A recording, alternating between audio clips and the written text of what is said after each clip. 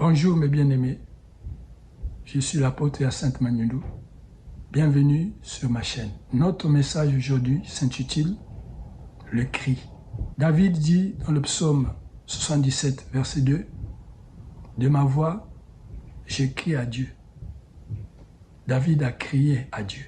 Il y a toutes sortes de cris dans la Bible. Il y a les cris de joie, les cris de triomphe, le cri de guerre, le cri amer, les cris qui arrêtent le Seigneur, les cris qui n'ont pas de réponse, les cris du petit du corbeau et les cris d'action de grâce. Le mot hébreu au cri est rina. Cri retentissant, cri d'instance, cri de supplication, cri de louange. Nous le trouvons dans 1 Roi, chapitre 8, verset 28 et 1 Roi, chapitre 22, verset 36. Le deuxième mot grec, c'est alalazo. Ça dit presque la même chose, mais par alalazo, il y a gémir, se lamenter, pousser des cris de joie. Dans les Écritures, nous allons voir 7 points pour bien définir ces cris. Le premier cri, c'est le cri de joie. Les cris de joie sont très répandus dans la Bible. On peut pousser des cris de joie pour plusieurs raisons. Soit recevoir la bonne nouvelle, retrouver quelque chose que nous avons perdu. Plusieurs raisons vraiment peuvent nous amener à pousser des cris de joie. Cela peut se faire lors d'un mariage. Souvent les gens, lorsqu'ils sont heureux, ils manifestent la joie. Et comprenez, frères et sœurs, que c'est important pour nous, enfants de Dieu, qu'on soit joyeux, qu'on soit dans cette manifestation de joie. Qu'importe ce que nous pouvons vivre. Deuxième point, les cris de triomphe. Les cris de triomphe, c'est une victoire éclatante. À l'issue d'une lutte, d'un combat, un match de football, ou aussi quelqu'un qui gagne les élections. C'est une exaltation collective. Le psaume 118 et le verset 15. La Bible dit que des cris de triomphe s'élèvent dans la tente du juste. Donc comprenez que triompher, c'est une joie extrême que la personne exprime lors d'un combat. Le combat a été gagné ou on a réussi à un concours. C'est là où vient le triomphe. Troisième point, le cri de guerre. 1 Roi, chapitre 22, verset 32. Le roi Josaphat fut encerclé par le chef des chars syriens. Il s'avançait pour le frapper, mais Josaphat a poussé un cri. Et ce cri-là a éloigné les gens qui voulaient le tuer. C'est important, frères et sœurs, de pousser des cris. Des fois, lorsque nous sommes dans un combat comme celui de Josaphat, s'il n'avait pas lancé des cris, il allait mourir. C'est important, frères et sœurs. Tout enfant de Dieu doit connaître le secret du cri de guerre, parce que ce cri vous sauvera. Poussons des cris pour éloigner nos ennemis. Poussons des cris pour ne pas avoir peur d'aller à la guerre. Poussons des cris de guerre qui vont se transformer en cris de victoire. Quatrième point, les cris amers. Dans Esther, chapitre 4, le verset 1, on nous parle de Mardochée. Dès qu'il a pris la mauvaise nouvelle, il a déchiré ses vêtements et il a mis un sac sur lui. Lorsqu'on mettait un sac, ça symbolisait qu'on rentrait dans un jeûne. Et c'était des jours de désolation. Mardochée était dans la désolation. Voilà pourquoi il poussait des cris amers à cause de cette décision que Aman a prise et il voulait détruire tous les Juifs qui étaient dans le royaume d'Assyrus. Et donc Mardochée poussait des grands cris parce qu'il cherchait le secours. La Bible dit qu'il est allé à la porte du roi. Et à la porte du roi, c'était défendu que quelqu'un qui portait un sac de venir vers là. Esther a envoyé des vêtements à Mardochée. Mardochée va lui expliquer ce qui s'est passé. Et il lui demande d'intervenir pour renverser cette situation qu'elles étaient en train de vivre. Et ce cri amer se sent transformé. Nous voyons qu'il y a eu une victoire qui a été donnée. Mardochée a instruit Esther de tout ce que Aman voulait faire. Et Esther a eu une stratégie de gêner, elle avec ses servantes, et la situation a été renversée. Aman fut pendu au bois. 5e point, le cri des élus.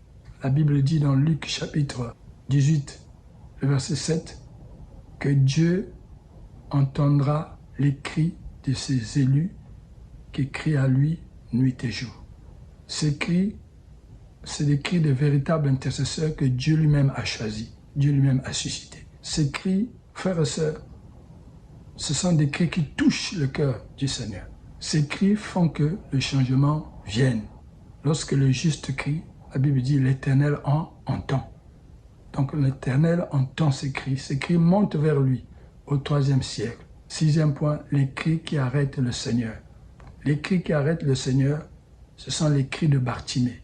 Dans Marc chapitre 10, versets 46 à 53, on nous parle des cris de Bartimée.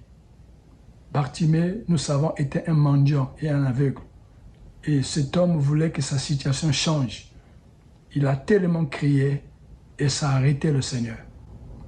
Frères et sœurs, nous avons besoin d'insister.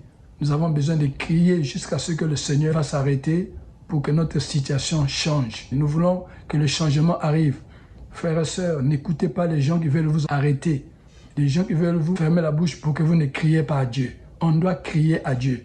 Crier à Dieu jusqu'à emporter la victoire. Bartimée a crié. Les gens même qui l'empêchaient de crier se sont mis avec lui parce que Jésus s'est arrêté.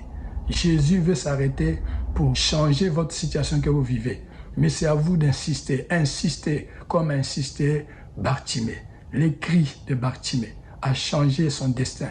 Il n'était plus la même personne. Il s'est dépouillé du manteau dans lequel on le reconnaissait qu'il était mendiant et aveugle. Frères et sœurs, criez, vous ne serez plus aveugle. Criez, la situation ne sera plus pareille. Gloire au Seigneur. 7e point, les cris de Jésus-Christ lors de son ministère sur la terre. Le cri du Fils qui touche le cœur du Père. Alléluia. Gloire à Jésus. Gloire à Jésus. Jésus, pendant son ministère sur la terre, il a poussé des grands cris. La Bible dit, il a poussé des cris à celui qui pouvait le sauver. Hébreux, chapitre 5, le verset 7. Jésus a crié, Jésus a poussé des grands cris. Jésus a Gethsémané avant son arrestation. Il cherchait la volonté du Père. Il a beaucoup crié. Il a beaucoup crié tellement un ange est venu le fortifier. Luc, chapitre 22, versets 43 à 44. Nous devons suivre l'exemple de notre Maître. Jésus à la croix, il a poussé un grand cri. Dans Marc, chapitre 15, le verset 34 et 37, on voit Jésus qui pousse un grand cri avant de rendre l'âme. Oh frères et sœurs, si Jésus est un homme de cris, nous devons le devenir aussi. Dieu veut écouter tes cris. Dieu veut entendre tes cris. Frères et sœurs, les cris de Jésus étaient accompagnés des larmes et des supplications. Voilà pourquoi le Père a entendu sa voix. Nous devons suivre notre Maître. Gloire à Dieu. Le cri est une alarme qui attire l'attention de Dieu. Si vous voulez que l'attention de Dieu soit sur vous, criez. Sachez crier.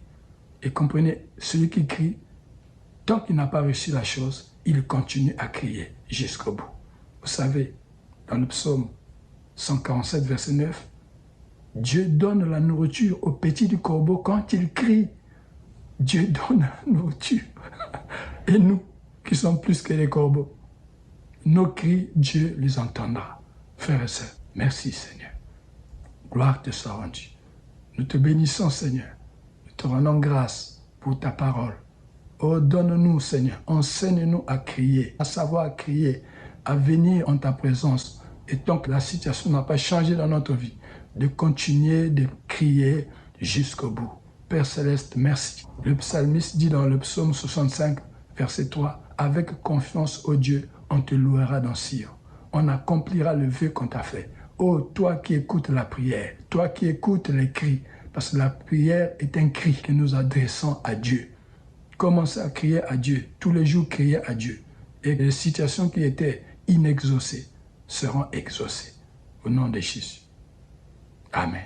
Si vous avez apprécié cette vidéo, merci de liker, de la commenter et de vous abonner sur ma chaîne. Si vous voulez soutenir ce ministère. Le lien PayPal se trouve dans ma description. Soyez bénis, à samedi prochain.